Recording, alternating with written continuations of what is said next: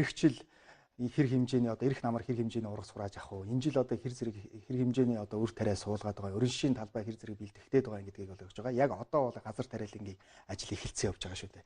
Энэ тухай мэдээлэл дэлгэрэнгүй хүнс хөдөө аж ахуйн яамнаас өгсөн байгаа. Тэгэхээр хүнс хөдөө аж ахуй хөнгөө үйлдвэрийн амнаас бол газар тариалангийн салбартай холбоотой, за тэр дэндээ хаврын тариалалтай холбоотой онцлог мэдээллийг хүргэж байгаа юм а. Тэгэхээр энэ жилийн хувьд бол манай улс одоо Улаанбаатар болон төмснийхөө дотоодын эрх зэг бол 100% ханган, за хүнсний ногооныхоо бол одоо 40 орчим хувийг бол хангах ийм төлөвлөгөөтэй ажиллаж байгаа юм байна. За Улаанбаатарт бол нийтдээ 362.1 мянган гад тариалалт хийгдэх юм байна. За 15.1 мянган гад бол төмс тариалах юм байна. За тэгэхээр яг энэ тариалалтай зэрэгцээд бол аж ахуйн нэгжүүдэд тодорхой хэмжээний бас дэмжлэг үзүүлдэг. За энэ дагуу бол мэдээж түлшний одоо урьдчилгаа 50% төлөөд, за дараа нь одоо ургац хураасныхаа дараа тодорхой хэмжээний үлдсэн төлбөрөө төлөөд явах юм зохицуулалт бол байдаг байгаа. Тэгэхээр 5-аас одоо ер нь бол ойролцоогоор нэг 6-аас 7 төрлийн бол дэмжлэгийг бол энэ тариалангийн одоо үйлдвэрлэл эрхэлдэг аж ахуйн нэгжүүдэд бол олгохоор болсон байгаа гэсэн мэдээллийг бас тариалан эрхлэлтийг дэмжих сангийн захирал Үнэнбат өгсөн байгаа. За Үнэнбат даргын яриаг үзүүлнэ. Мөн дээр нь бодлогын түвшинд бас хэрхэн одоо энэ газар тариалангийн салбарт анхаарч байгаа юм бэ гэдэг асуудлаар бас байр суурийг нь хүрэх болно. Ингээд албаны өмнөөс яриаг үзүүлье. Тариалт зориул одоо тариалан эрхлэлт дэмжих санд одоогийн байдлаар 1365 аж ахуй нэгж иргэн одоо дэмжлэг авахар хүсэлт ирүүлсэн байна.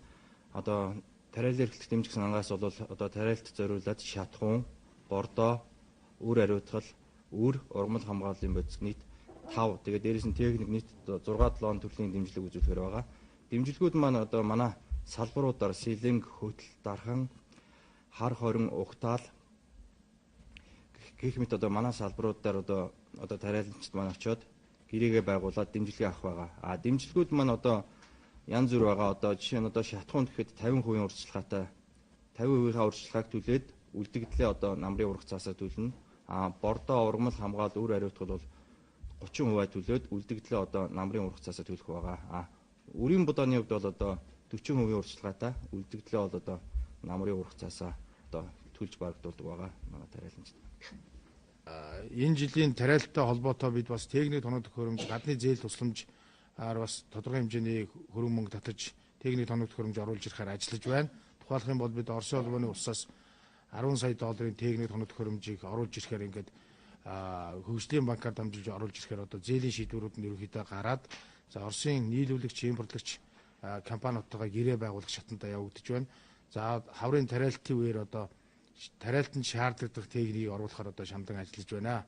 За үүний зэрэгцээ бид Бүгд найрамдах Хятад улсын засгийн газрын хөнгөлөлтөө зээлийн дэмжлэгийн 24.5 сая долларын зээл байгаа урт хугацааны.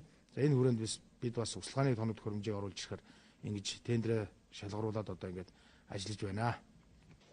Тэгэхээр хаврын тариалалтанд бол үрийн одоо Улаанбаатар 54.3 мянган тонноос шаардлагатай гэсэн юм тооцоо судалгаа гарсан. За үүнээс бол 3-аас 4 мянган тонн одоо үрийн Улаанбаатар дутагдaltaй байгаа. За энэ асуудлыг бол богино хугацаанд одоо шийдвэрлэнэ гэсэн тайлбарыг бол Хүнс хөдөө аж ахуй хөнгөн үйлдвэрийн яамнаас өгч байгаа юм а. За ямар ч байсан манай улсын хувьд бол хугацаанд хаврын тариалалтаа эхлээд явах юм бол за эх жил бол үр тариа болон төмснийхөө одоо хэрэгцээг бол яг одоо өмнөх жилүүдэд адилхан хэмжээнд одоо хангана гэсэн ийм судалгаа мэдээллийг бол Хүнс хөдөө аж ахуй хөнгөн үйлдвэрийн яамнаас өглөө. За мэдээллийг сурвалжлагч Үүлэн Солон, зураглаач Байгаль манаар дамжууллаа.